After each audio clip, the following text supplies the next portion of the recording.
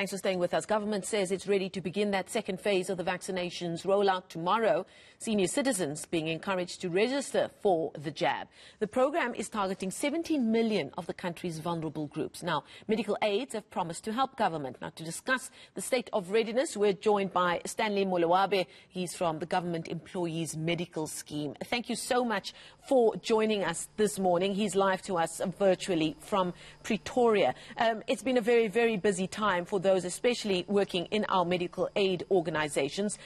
We've had this first phase of the rollout focused on our healthcare workers. What are some of the hurdles that your organization has noticed and have taken as learnings from the first phase of the rollout as we head into the second?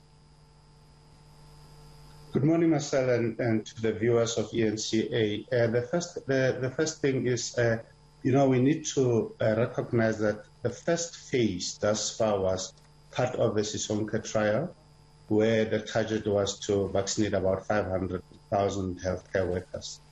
And if I have to answer what you are saying in terms of hurdles, I think the biggest thing is registration on the EVDS and following the messages that come through. So what is supposed to have happened is that you register, you get confirmation of a message that you are registered, and then you need to wait when you get the second message that schedules you.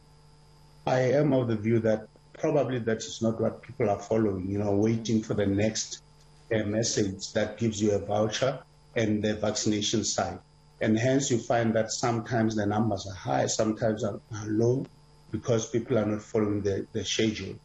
I anticipate that will probably be the biggest hurdle, where you find that at the moment, for tomorrow, for the 17th, there are two categories of people who are supposed to be vaccinated.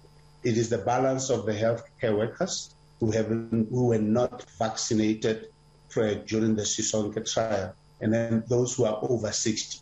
And as we heard from the MEC earlier on, the expectation is that only those that have registered should expect that they will be given. They will first have to receive the message that it's called a voucher. You receive a voucher with the unique number and with where you are expected to go. If you haven't had that message, it means you are still in the queue and you should wait. My fear, if I can use that word, is that people may go to the vaccination site that they are aware exists when they have not yet been scheduled.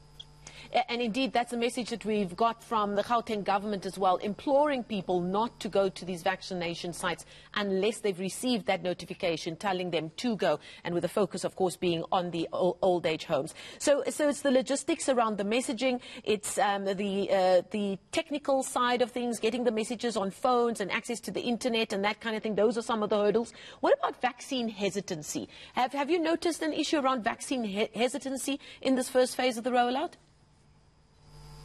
Well, I wouldn't say for the first phase of the rollout. Let me refer to a survey that we did amongst the GEMS members.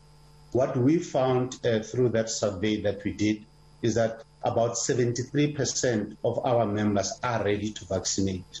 So the balance of about 27% are the ones that were hesitant, and they were stating amongst other things that they are not sure if the vaccine is safe. They still want to be sure about the safety. So yes, there is hesitancy. But then there were subsequent, smaller surveys that we did, the quick ones, where we saw an improvement in the responses of our members. And this survey is the survey of the GEMS members. There was also another survey by the Council for Medical Schemes, which reflected similar statistics, where the range of those who are prepared to vaccinate across the province was anything between 17 and about, I think, 86%. So there is a small balance of, and that is then on the broader population of the medical schemes. So there is hesitancy. We hope that that hesitancy will improve in terms of people becoming prepared to vaccinate as they become aware that the vaccine is generally safe. Just very quickly, before I let you go, how ready is your organization for the second rollout, the second phase of the vaccine rollout?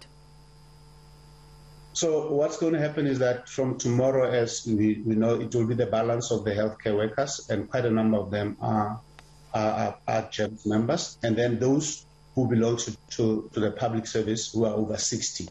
And with the work that we have done with the NDOH and the DPSA, there are sites that will be ready as the scheduling goes. As was said earlier on by the MEC, the information that has been given, and that was given during our symposium as well by the DDG, that firstly, in the first few days, the target will be to go to the old age homes to give vaccinations there. And as the rollout continues, where the people will receive the messages, and then only then will they be expected to go to the active vaccination sites. Okay, thank you for that.